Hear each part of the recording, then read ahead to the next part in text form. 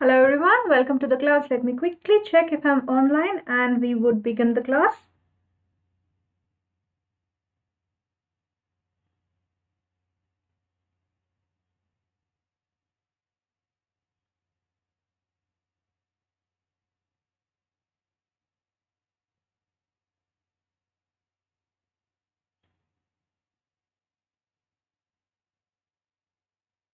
Alright, hello everyone, welcome back to the class. So in today's class again we are going to continue with the unit 1. We have been covering topics from physical world and then we went on to measurements, right? So in today's class we would be covering units from measurements from where we stopped in the last class. So last class we would have seen what is the range of length and also what are the different measurement methods for length. And good evening Akshay, right? And so today's class we would be moving on with masses. What is the range of a mass? We would learn that. We would learn what are the different measuring, how to measure mass, right? So those are the topics that will be covered today, and towards the end, depending on the time, we will look into what is it. We'll try and understand what is a dimension. Okay, so that is the topic of today's class. Right now, right. Okay. So once again, before I begin, my name is Mohana. For those of you who are joining late, right? And Akshay, thank you for the reminder. And for those of you if you're joining new, so my name is Mohana. I'm actually a physics educator at Unacademy.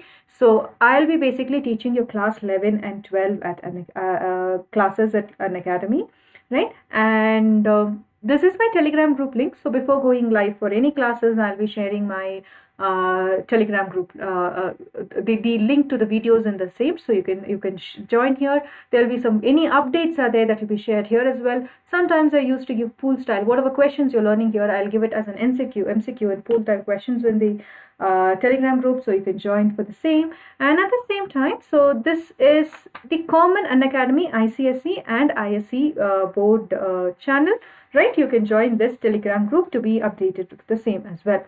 Now, just like how we have special classes here on the in the YouTube, we also have just like how we have classes on the YouTube, we also have free classes in the Unacademy app. So that those classes are basically called as your special classes, right? And in these special classes, we would these classes are absolutely free. You can learn from any of your favorite educators, right? And we have an option like basically as pools, right? So you can engage as you're learning, you can engage with the educator through these pools, and since these are live classes, you can actually get your doubts cleared then and there itself.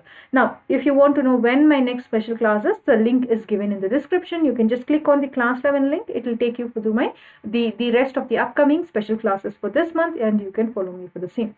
Now, also the next classes. So last 2 days, I think in second and third we had a special class covering for laws of motion. This was basically the topics that were covered from your dynamics, right?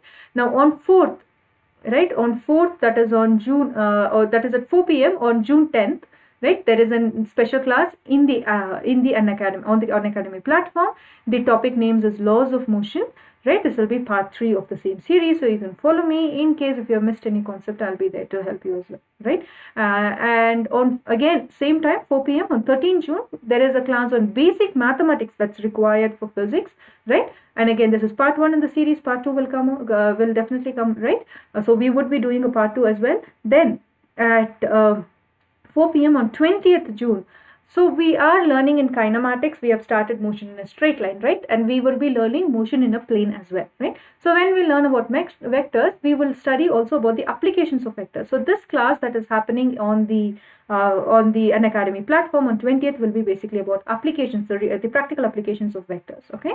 So there are 3 classes. Then there are other classes as well. Upcoming classes I will share as and when these classes are we would be progressing, but you can click on the description box below to assign for this, to register for the same. So you just have to go in and click on the notify button, and that will, whenever the live class is about to go live, you will get notified. Okay.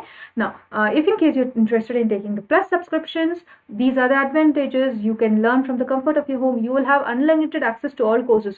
What does this means? When you take a course with Unacademy, you're taking for physics, chemistry, math and biology. Okay, and all the educators on the platform are good, so you'll be learning from top educators.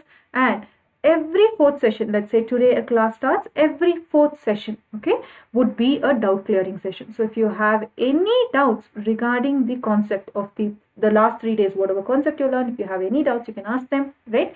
And these doubt clearing sessions are also there in case if you want to, if you've forgotten any concept and if you want to revise any more of the topics that was already taught, if you want to know more about it, right, more about the topic, if you want me to explain those topics more, that's why we have this doubt clearing sessions. And in the plus courses, we will be covering the entire syllabus, right? We also have alternative weekends, we also have live test series, right? In these test series, we would basically be covering any concept you learn. If you're taking a test based on the same, you would be able to understand you would actually understand whether you will be able to actually say whether you've understood the concept well or not, right? So for that we have live test series. After the live test series, there will be analysis also, and we have a new batch coming up, so stay tuned for that information as well, right? And if you see in Unacademy, right, if you take a longer duration course, the price per course comes down, right? So if you take, instead of taking a 1 year course, if you're taking 2 years course, then actually the price per month comes down. Now on top of this, if you're using my code MTIS10, right, MTIS10, you'll be getting a 10% discount on the same. Now the courses at Unacademy, right, so let's say you're taking a 2 year course, right? For in case if you're taking a class 11 subscription, class 12 subscription is absolutely free. Okay, so you're paying for 1 year, but you're taking the course for 2 years. Okay, now then I've already spoken about the UNSAT. The UNSTAT's registration date, that is the Unacademy National Scholarship Admission Test, registration date has been extended till June 3rd.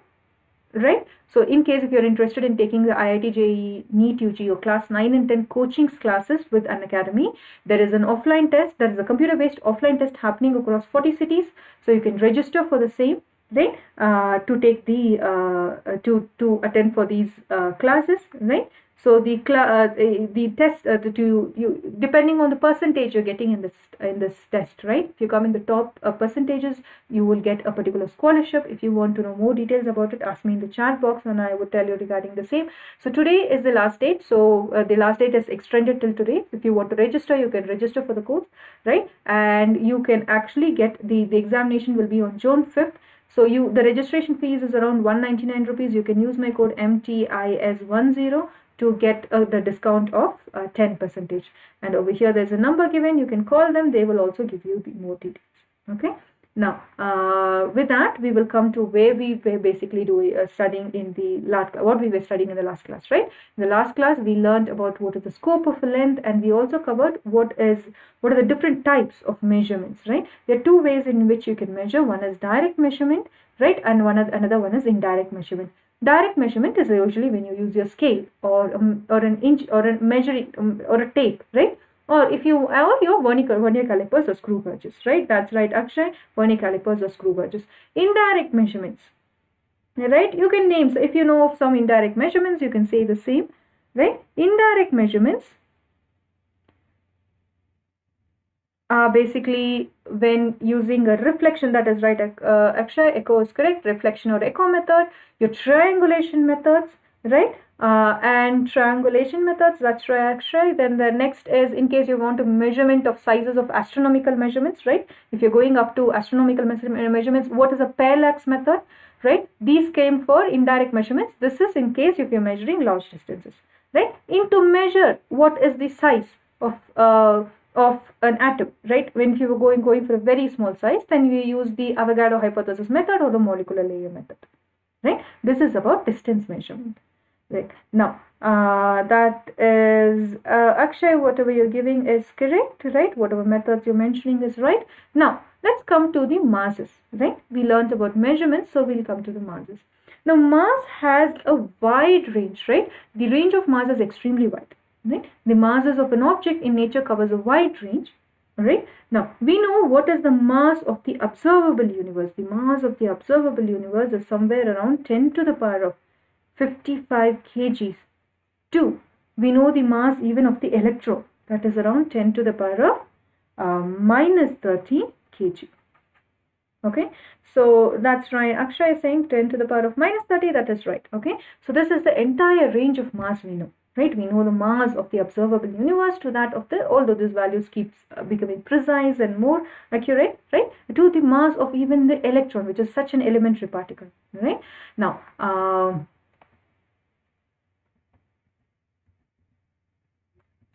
okay, now from here we can say the order of masses of various objects in nature. We can say, let's just take a liter of water. Okay, let's say the order of liter of water is 1 liter of water is to be 10 to the power of 10 to the power of 0. 10 to the power of 0 is 1, right? Let's say the measure of 1 liter of water is around 1 kilogram. Okay, then when compared to the liter of water, an average man, if you're just taking a man, we can give it an average mass of about 10 to the power of 2. Right, in terms of kgs, right? In terms of average, right? Elephants you can give in terms of 10 to the power of their average mass of an elephant. You can give it as 10 to the power of 4, because average mass of man is given around 100 kgs, give or take, right? If you're taking the average. So in case of elephants, that's about 10 to the power of 4, right? 1000 kgs. What about Earth? What will be the mass of Earth? Mass of Earth is somewhere around. Hi. Hello, I can't see your name. I can only see a generic, you've given yourself a generic name. Hello, but though the mass of the Earth is basically given as 10 to the power of 25. Okay, and the mass of the sun, if you see, it is on the order of 10 to the power of 30. Okay, and our galaxy, mass of our galaxy is given as, our galaxy is basically given as 10 to the power of 43. But the mass of the observable universe, till whatever the observable universe, to which extent we know it's there, right? That is given as 10 to the power of 55. This is just an estimate value. This 10 to the power of 55 is just an estimate value. Okay, so this is in the order of increasing masses. Now, what if we are going in the order of the decreasing mass? Okay, now 1 liter of the mass, what did we say? The order of the mass for the man is around 100 kgs, no? That is around 10 square. The 1 liter of water, we said it's around 110 to the power of 0. It is the mass of 1 liter of water being 1 kg, right? Now what will be the grape, mass of one grape? Mass of a grape is somewhere around, right, 10 to the power of minus 3, right? And we can take this as 10 to the power of minus 3, right? Any idea about mass of a biological cell? What is the mass of a biological cell? What do you think would be the mass of a biological cell? You can take a guess.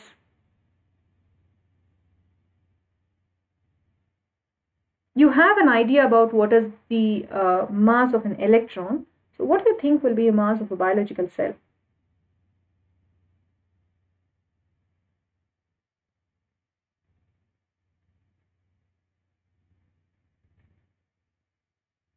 Mm, 10 raised to minus 10. Okay, that is right, Akshay. Biological cell is around 10 raised to minus 10 kgs.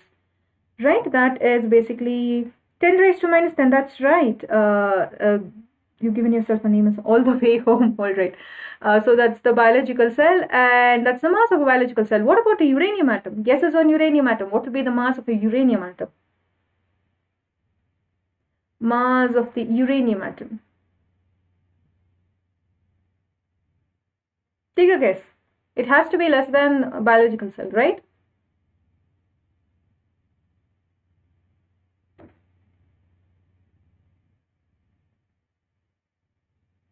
So this is around in the order of 10 to the power of minus 25. Okay. What will be the mass of a proton or a neutron? Mass of a proton or a neutron?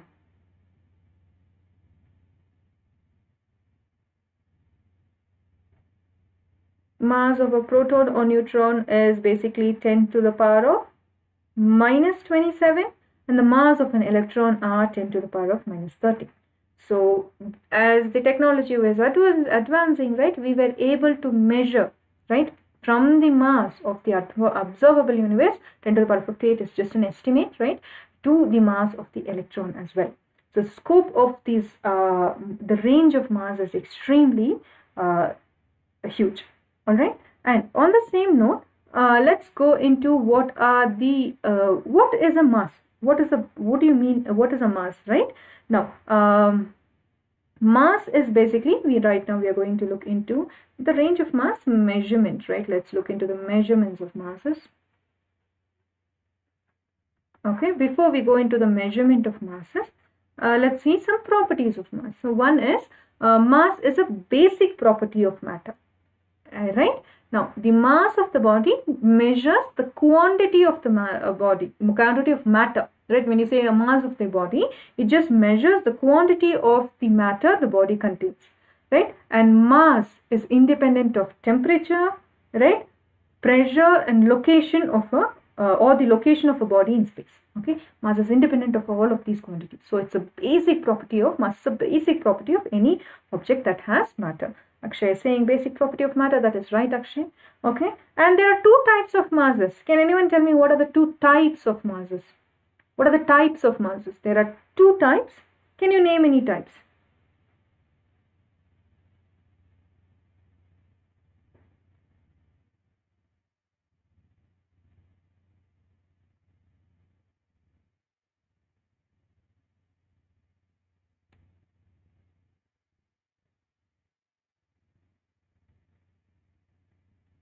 Guys, just give me 1 second. I would be back. All right, I'm back.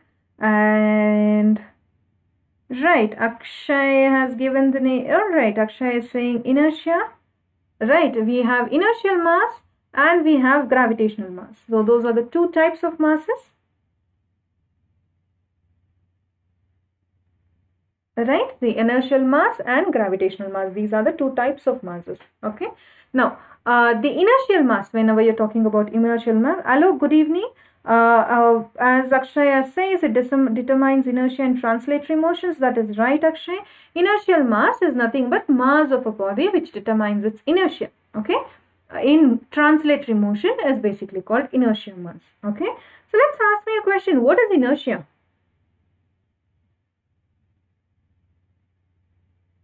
What is inertia?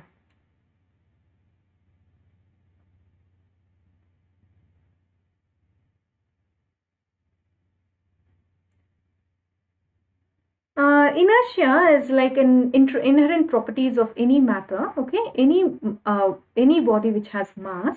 Okay, because of that inertia, the object in rest stays in rest.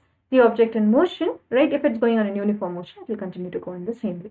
All right. For example, if you want to actually measure inertia, it is measured in terms of mass. Okay. A very easy way to understand what is this mass is, let's say, if you had attended the special class we did on forces, we did actually this part on inertia, right? We did this in the Unacademy platform, right? We took an example of a football, right? If you kick this football, the mass is low, so obviously it will move. But same size, if I take a stone, right, it has more mass, right? The way mass is more. So if you kick this, what will happen? You will end up injuring yourself, or it will barely move, right? So inertia is basically measured by mass. So mass of a body, if an object has more mass, it has more inertia. If an object has less mass, it has less inertia. All right. So these we have covered in the special classes we took in the classes, right, Akshay? So now special classes we took in the Unacademy platform, right? Now this inertial mass is defined by Newton's second law of motion. Can anybody give me the equation for Newton's second law of motion?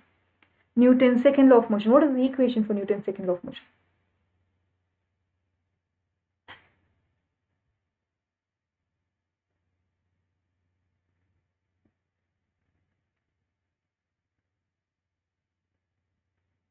F is equal to m into a. That's right. Force is given by mass into acceleration. So how are we getting this? This is very simple. Again, we would have done it in the special class. Like the applied force is proportional to the rate of change of linear momentum of a body, right? Now, how is linear momentum given? How do we define linear momentum?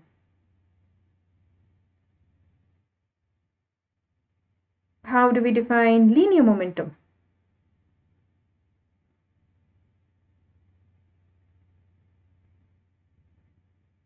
So the applied force is proportional to rate of change of linear momentum, right? So that's dp by dt.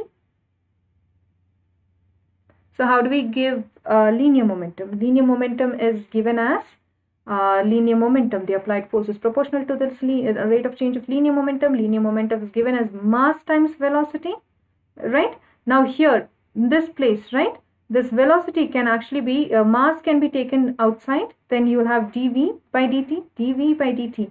This is nothing but, actually mass time velocity is right. From here, force is nothing but mass into acceleration. From here we get mass times acceleration. That's Newton's theorem, right?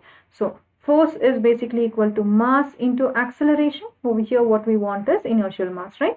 So inertial mass is nothing but force by acceleration. Now this inertial mass is measured by an inertial balance. Okay. Now whenever we assign a mass to a body by comparing the acceleration produced by it, okay, now you have a particular object and you apply a force to it. There is a ball, you kick the ball. There is a, let's say you just there is a book, you lift it up, okay, or let's say you're throwing a ball, okay. Now when we assign mass to a body, right, by comparing the acceleration produced by it, okay, by a force acting on it to the acceleration produced in a standard mass, okay, the standard mass to which we have an arbitrarily assigned a mass of 1 kilogram exactly, by the same force, then this is called as an inertial mass for body. What they are saying is, if you want to actually study how to measure this inertial masses, to study the inertial mass, first we take a standard object, okay. This particular standard body we know, right, for this particular standard body, alright, this particular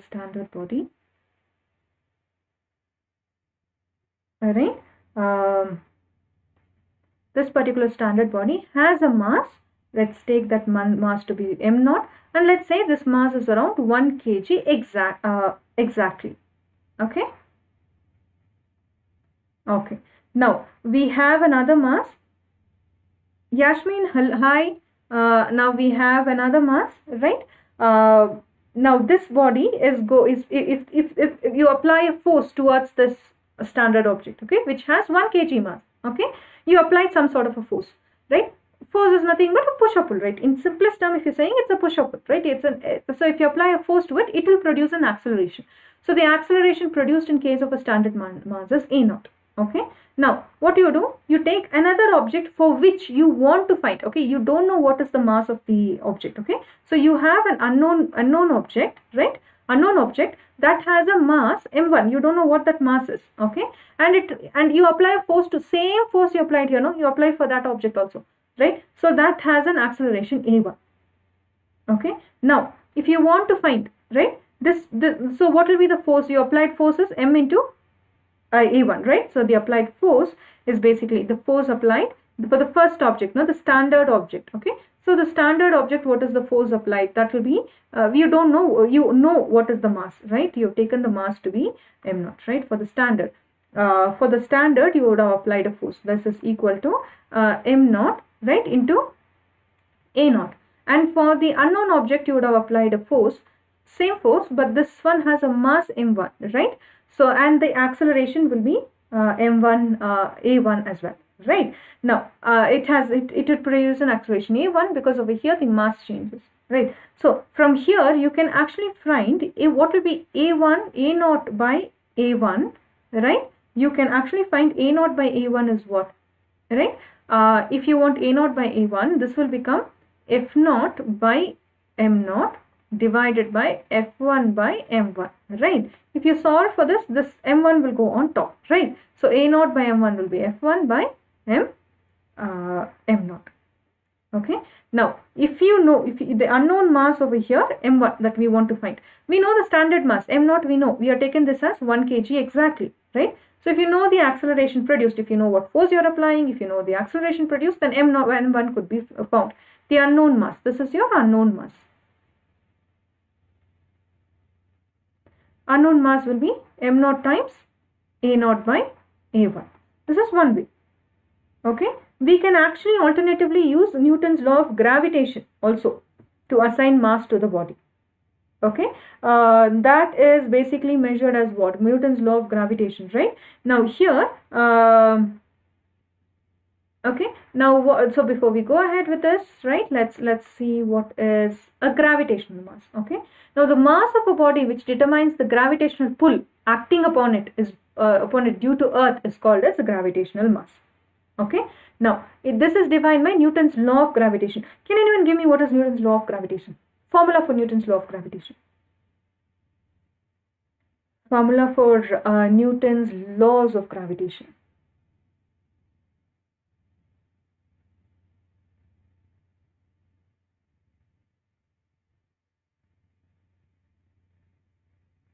So that you can get Newton's law of gravitation, F, right? This is given by gravitational constant G, right?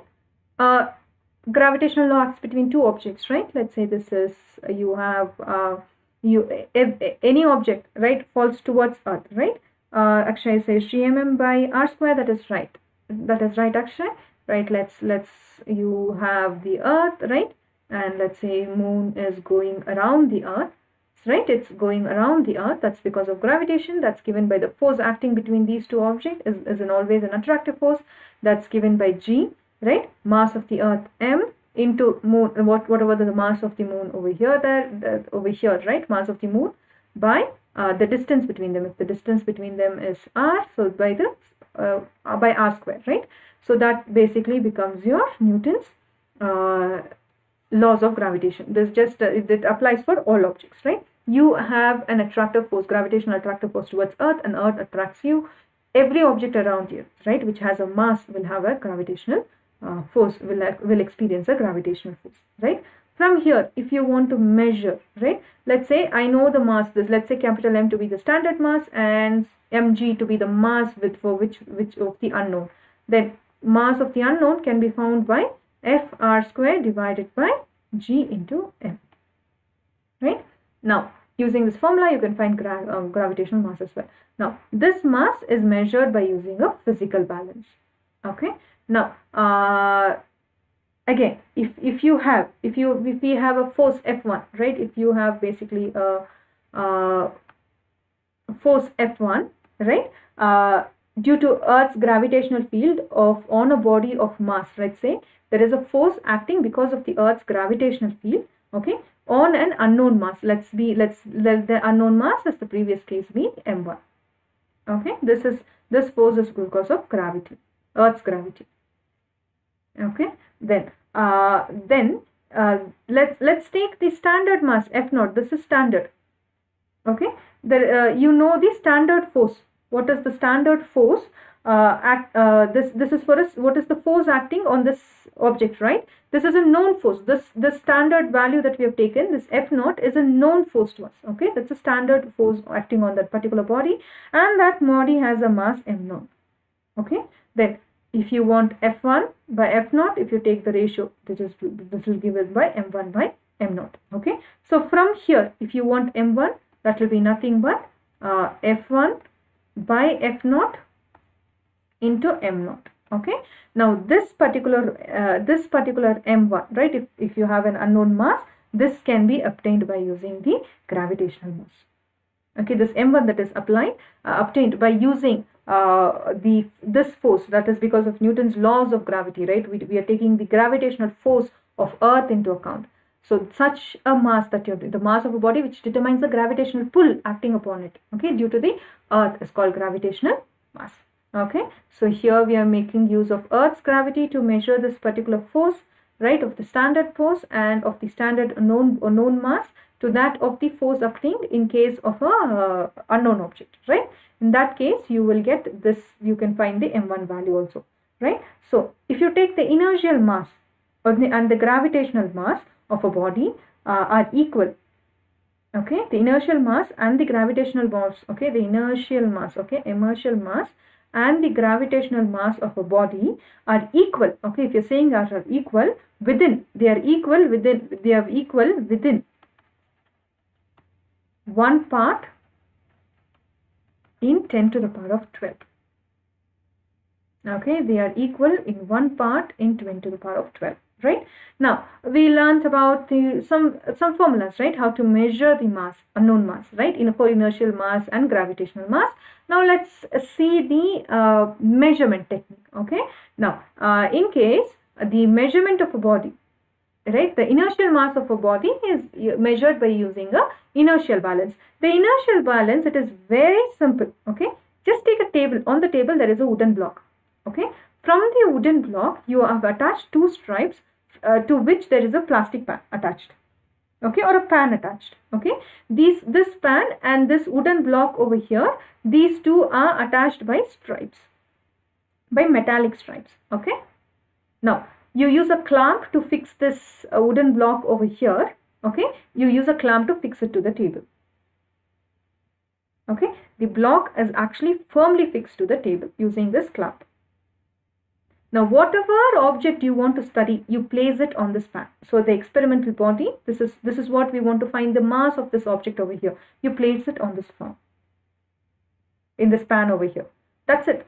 That's as simple as that the experiment could get. Now if you slightly displace this fan over here, right?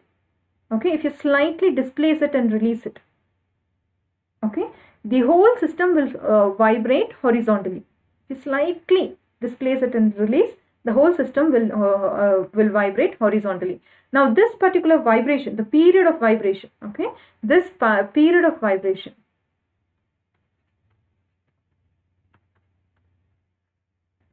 right? This period of vibration, it depends upon three, right? It depends upon three things. One is what could be one of the quantities the period of vibration is dependent upon. One, it could be the length. The length of what? The length of the projecting pan over here, right? Projecting part of the inertial balance. This part, that is from the table, this projecting out part, no? This, right? This will be proportional to this. First part is the period of vibration depends upon the length of the projecting part. This is basically the strips with the pan and with the mass depend, okay? This length, the strip length and the pan, this length over here, right? It depends upon this length, okay? The length of the projecting part of the inertial balance, of the balance, right? Of the inertial balance. This is the first thing. Second thing, it depends upon modulus, right? Modulus of elasticity. Modulus of elasticity of the material.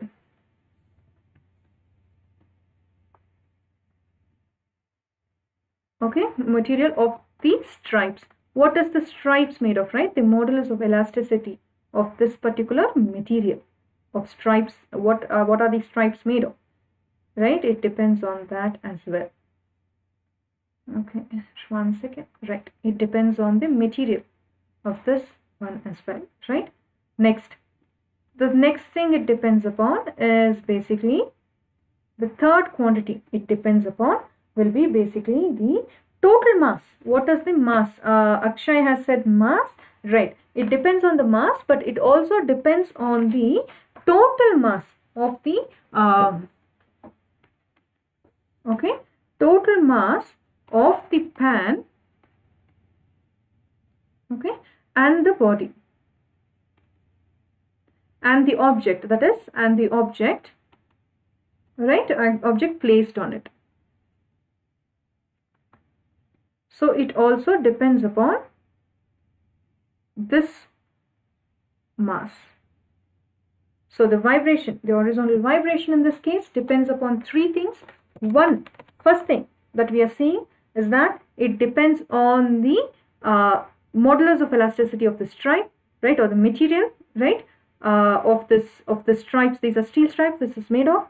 And then how long is this projection out from the stripe to the pan and the object that we want to study, that is kept in, and this mass over here, the total mass of the pan and the body. These are the three things this measurement, the vibration, the period of vibration depends upon. Okay, from here there's a formula there's a formula that's been given. Okay, from here it is found that the square of the period of vibration, which is given by T, is directly proportional to the total mass m of the pan, total mass of the pan and the body.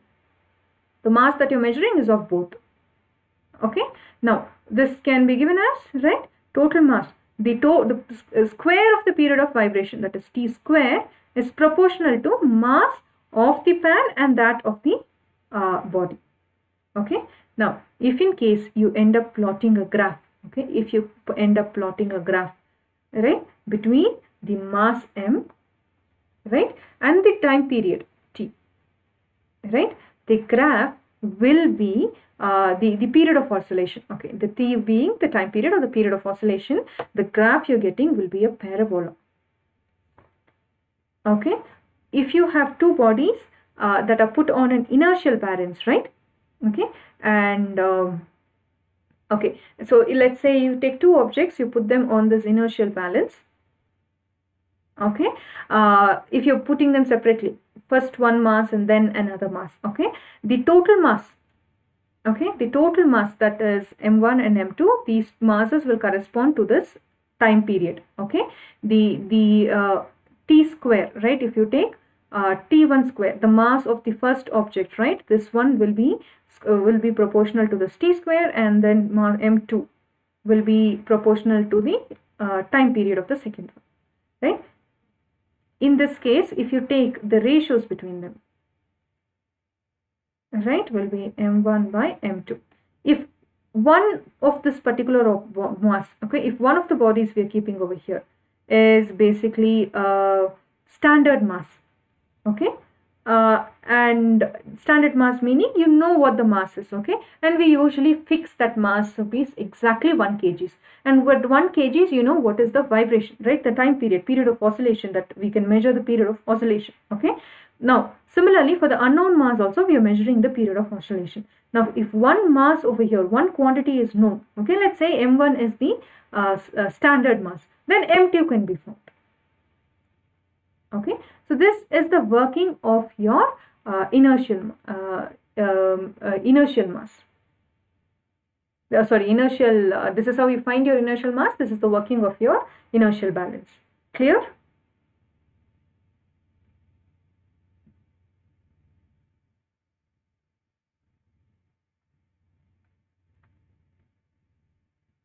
Okay, all right. So from there we move on to gravitational mass. So we saw what a gravitational mass is. Now gravitational mass of a body, you can actually measure it by physical balance or basically your common balance, right? And this actually works on the concept, on the principle of moment of force. Okay, so moment of force, in this case it is basically the tendency of a body to rotate, right, about a specific axis of point. So if you see the seesaw, right, you can actually just rotate the seesaw, right, around a particular point, right, around a particular axis or point. Okay, so that basically gives you the definition of moment of force. Now this physical balance, right, according to this principle that we are seeing, right, when the beam is perfectly horizontal. Okay, now before we go into the concept, let's see what this physical balance, right, gravitational mass, to measure it, this common balance is made of, right. So over here you have a pillar. On this pillar, if you see, there is a beam. Okay, on both the and on over here you have the central knife edge. Okay, right. And from there is a pointer, and over here you have a scale, right, and this is your scale and pointer arrangement. So you have a leveling screw over here to make sure that your entire system, right, is balanced. All right, then you also have these are basically like your resting supports over here. Okay, and in this case, right, in this case, the edges over here, right, so you have a balancing screw over here, so you can adjust this screw over here also. There is a hook over here, you can adjust this screw over here also to make sure this is perfectly horizontal as well. Okay, now the balance is basically consists of basically a light but rigid, okay, this beam that is made of, right, the metallic beam it is made of is basically light but it's very rigid also. Okay, and this is kept on this particular pillar, right. This is actually kept on a hard knife edge, right, and there is a pillar, and this pillar is basically vertical. Okay, now the two ends of the beam, right? If you see the two ends of the beam, it carries a pan, right? It basically there's a pan, but this pan is basically a suspended pan, and it's on the two ends of the knife edge. Okay, and then when if the balance is basically not in use, right, if you're not using this balance, then what you see is that the beam rests on the two supporting pillars. Okay, actually you can use a knob over here, right? You sort of have an arresting knob, or sometimes you say a lever handle as well, right? You can actually adjust it for it to sit down, or right, for it to completely rest down, or actually to move up, right? And so this is basically why we have that when it is not in use, why it is completely resting on the pillars, right, is basically so that the knife edge does not have any wear and tear. Okay, that's the one reason. Then the beam also carries a central, if it also carries a central long pointer, right, which moves on this horizontal ivory scale. Okay, now a plumb line is also provided. This plumb line is also provided over here. Okay, to level the balance. Okay, if you want to level this particular balance, you can make use of this plumb line. Okay, and so to level it, you can actually use the screws, right? So by the leveling screws, you can actually make use of the leveling screws to level this this particular plumb balance, right? The plumb line, right? You can use it to level the right. So basically, to the leveling screws at the base, right? The plumb line is provided. This plumb line is provided to level the balance by means of a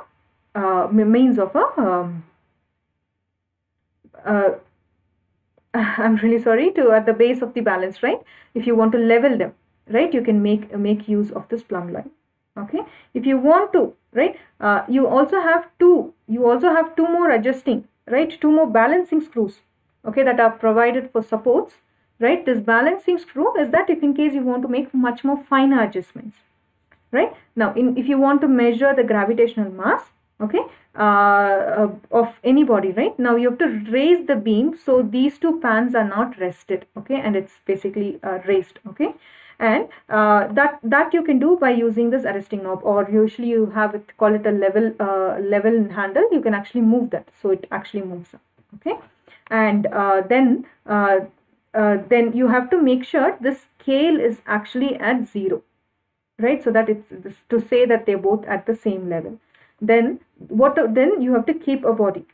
Okay, first you have to make the pans has to be empty, right? These two pans has to be empty, and the body is then placed on the one of the pan, usually the left pan. Okay, and the standard weight on the right pan. Okay, you use forceps to do the same.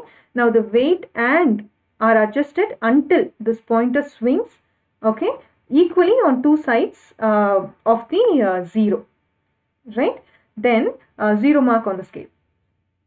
Okay, then the beam is now, when the beam is perfectly horizontal, right? At this stage, you can actually measure what is the gravitational force on the body, right?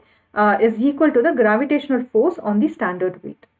Hence, from there, you can actually find out what is the gravitational mass of the body would be basically equal to the gravitational mass of the standard weight. So, when the beam over here is perfectly horizontal,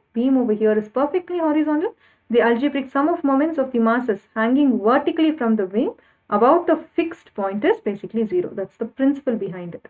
Okay, you just have to adjust this such that when you keep the weight, this is perfectly balanced. From there, you actually measure what is the gravitational force. From there, the gravitational mass, because in this case, what you would basically be looking into the weight. Okay, so this is basically about your gravitational mass. Okay, from here, let's see what is the difference. What is the difference between mass and weight? What would be the difference between your mass and weight?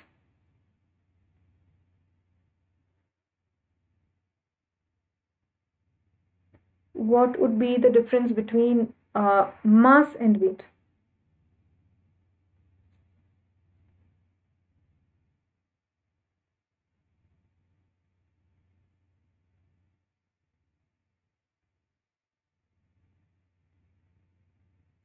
Difference between a mass and weight.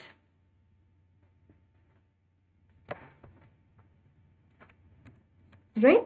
So when you're talking about mass of an object, right, you're talking about what is the quantity, right? Mass, when you're talking about, you're basically talking about it's the basic property of matter, right? How much quantity of matter that a body contains, that's basically mass.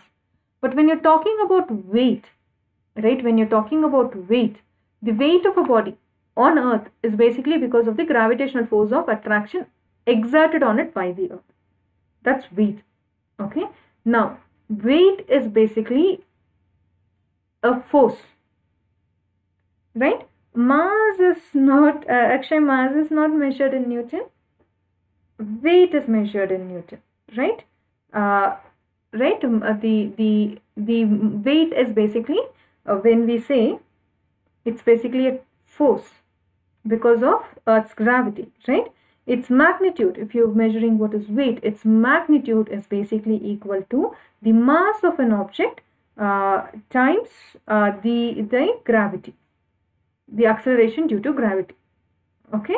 Now, the direction of the weight on Earth is towards, on Earth, the direction of the weight, right? If you're talking about weight, it's always pointed towards the center. On Earth, it's always pointed, the direction of the weight on Earth is always pointed towards the center.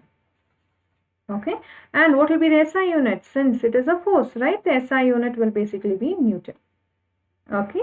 Mass is a scalar quantity, right? Weight is basically a vector quantity. Okay.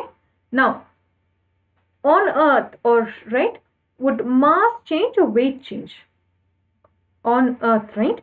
Does the mass of the body vary from place to place, or does the weight of the body vary place to place?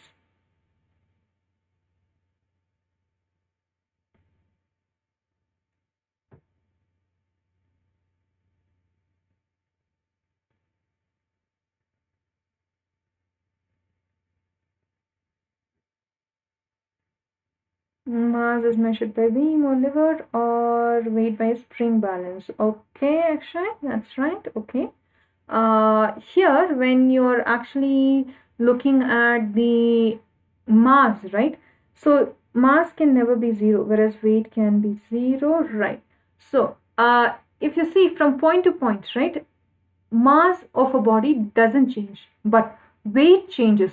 So your weight over here, if you here, your whatever your mass is, if you go to moon, or if you go about certain kilometers from Earth, if you go to space, your mass stays the same, but your weight changes. Okay, this m stays the same, but because the gravity on Earth is different from space to that of the gravity on gravitational force on moon is different, your weight actually changes from place to place. Mass doesn't change. Okay. Now, again, it can be measured by a spring balance, as actually as pointed out. This weight, you can actually measure it by a spring balance. Okay. Now, what are some of the differences between mass and weight? What are some of the differences between mass and weight? What are some of the differences between mass and weight?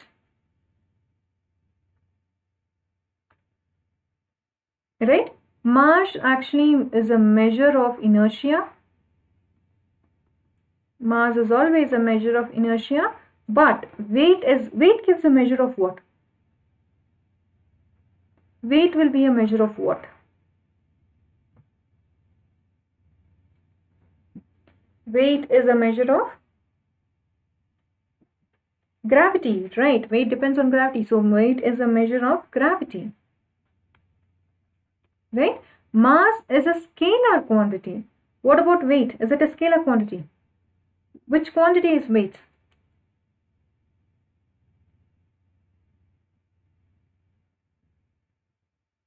Weight. Right, weight is a vector quantity. Now, mass of a body, right? Mass of a body. Okay, this is a constant throughout. Wherever you are, as we saw, mass of any object is constant. This is a constant quantity. But weight, this varies from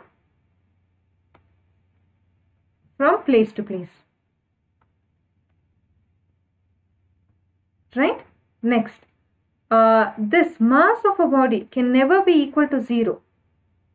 Okay, weight of a body, okay, is 0 at the center of the earth. Okay, center of earth, weight of the body is equal to 0. If the object is in the center of the earth, then the weight of the object is 0. Weight of the object is 0 at the center of the earth. Next quantity is, this is basically, mass is basically an essential property of material body. Okay, this is not an essential property.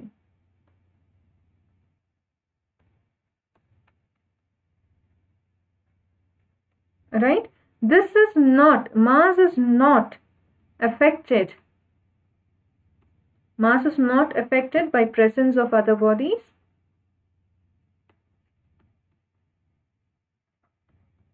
But what about weight?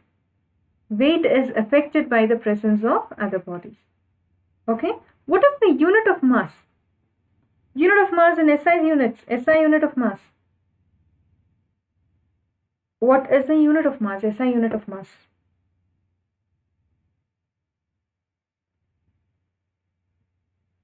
Correct, kilogram. And in case of CGS system, in case of CGS, what is the unit of mass? In case of CGS, weight, unit of mass in SI system is basically Newton, that is right. Newton. And CGS, mass is given as grams. What about weight?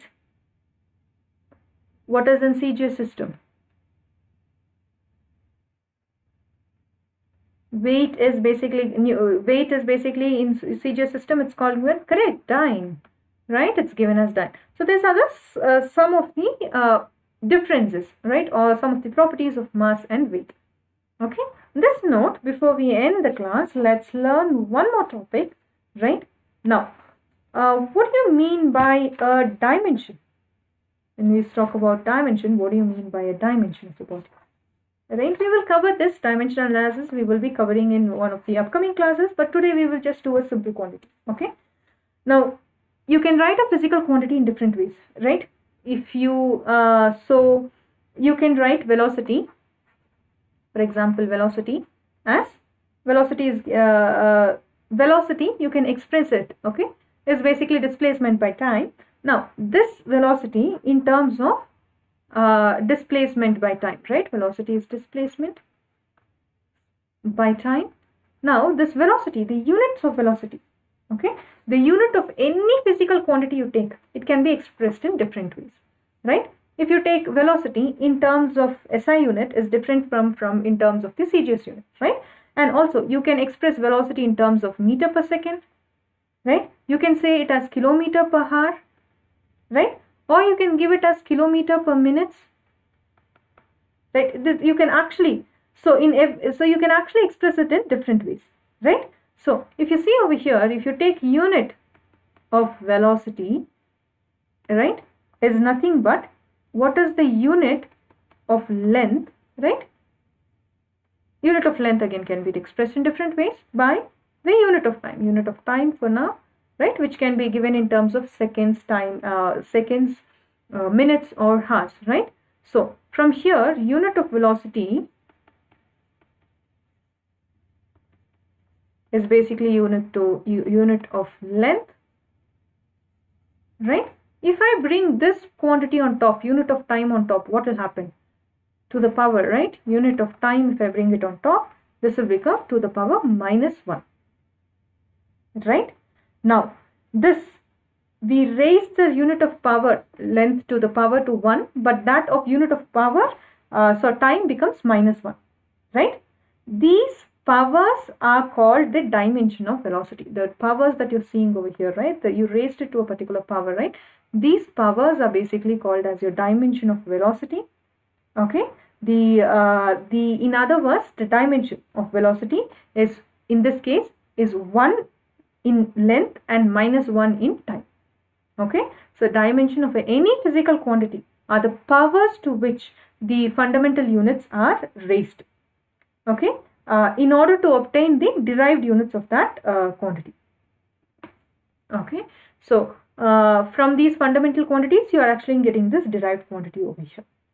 Okay, so you always give it in terms of the length, mass and time, right? In this case, mass over here is 0, length is to the power 1, t is to the power of -1. Okay, now this becomes your dimensional formula.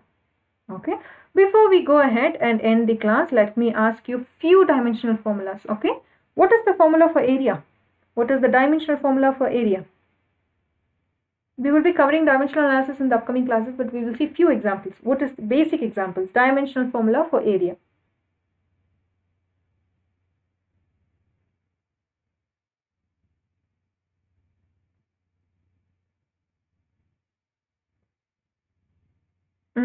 Area is basically given as length into breadth. The unit of length is L. Unit of breadth is also measured in meters, so that is also L, right? So this is basically L square. So the dimensional formula, if you're writing for area, in this case mass is 0, right? Length to the power square, t is basically 0, right? That's the dimensional formula. Okay, SI unit is basically meter square. What will be in this note, what will be the dimensional formula for volume? Right, but M and L will also be 0, because anything to the power of 0 would be 1. What is the dimensional formula of volume? Volume is again given as length into breadth into height. All the three are measured by length, right? Meter into meter into meter, because unit is meter cube, right? So from here we can see M is basically 0, L cube, then t to the power of 0. That basically gives you your volume. Alright, on that note, we are coming towards the end of today's class. Once again, there is an upcoming batch this is the upcoming batch for class 11. This is going to start on, this batch is going to start only on 8th June. Okay, and the mode of delivery is going to be in English. I'll be taking physics, so we'll be meeting every Tuesday, Thursday, Saturday between 5:15 to 6:15. Jyoti ma'am will take math, Manisha ma'am will take chemistry, and Lakshya sir will take biology. Again, if you want to subscribe, if you take the class 11 subscription, so if you're taking 1 year of class 11 subscription, class 12, that is the class 12 subscription is absolutely free for you.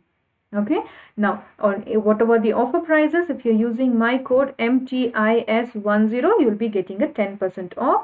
So don't, if you're planning to buy a subscription, this would be the right time to buy, because the course is starting only on 8th June onwards. Okay, the course pricings are very less. So in a month, if you take, you have around 10 classes for physics, 10 classes for math, 10 classes for chemistry, and 10 classes for biology, around 10 classes.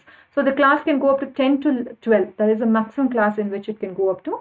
So these are the classes, and every alternate weeks you will have the test given, right? Analysis test given. So even that, so there will be an analysis session also for the test that you test that you're taking. There will be an analysis session that is there as also. Right, the focus of this batch is to cover your midterm syllabus. So in your term 1, whatever the units are there in your term 1, we would be basically covering that.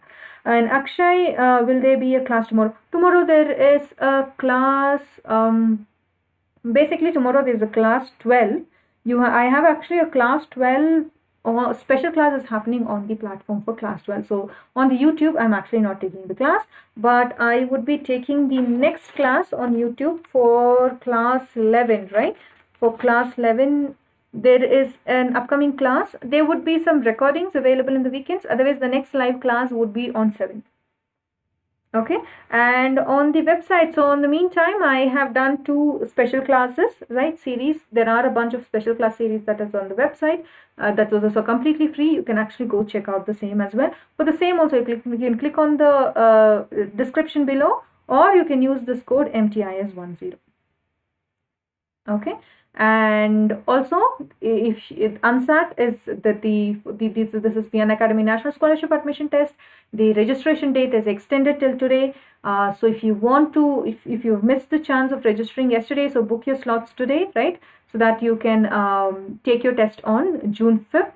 Now, if you have any questions about UNSAT, you can call here or you can ask in the chat box as well, right? I've told you about the UNSAT in the beginning of the class itself, and also for the registration for UNSAT, you would have to pay 199 rupees. You can use my code MTIS10 to avail a 10% discount of the same. So UNSAT is a computer-based test, which will basically be MCQs, but it happens in the offline test centers. Now, in case if you want to take your IIT JEE NEET subscription with Unacademy, then this would be the then you can take this test. Depending on the percentage you're getting, there might be scholarship, right? If you get in the top percentages, there is a scholarship. You can get free ticket, free t-shirts, and if you come in the top 40 ranks, you can even win an iPhone, right? So you can, depending on the percentage of score you're getting, there is a scholarship. So you can avail these courses for at a scholarship price, right? And also community is one more feature we have, so you don't have to miss any updates from your favorite educators, right? You can share your feedback also directly with educators via pool. So this is my community link. There will be 2 questions based on this unit 1, basically from physical world only. They'll be there. You can try attempting the poll. I'll be adding more questions now. There'll be 2 types. One is MCQs are, they would be like, multiple choices may be correct. Single choice questions will be only one choice is correct. Okay, so you can, depending on that, you can actually answer the questions. And in case in any of the videos, if you see any inappropriate content and if you're reporting the same, then you can claim the prize. Okay, with that, we're coming towards the end of the session. If you like the class, click on the like button, and also share this class radio with your friends, right? And click on the bell icon to subscribe to the channel, and also subscribe to the channel and click on the bell icon to stay tuned of the upcoming classes. Okay, we have many upcoming classes this month, happening both on the YouTube platform, as well as on the Unacademy platform as well. All right, with that note, I'm coming towards the end of the class. If you guys don't have any questions, I'll be ending the class now.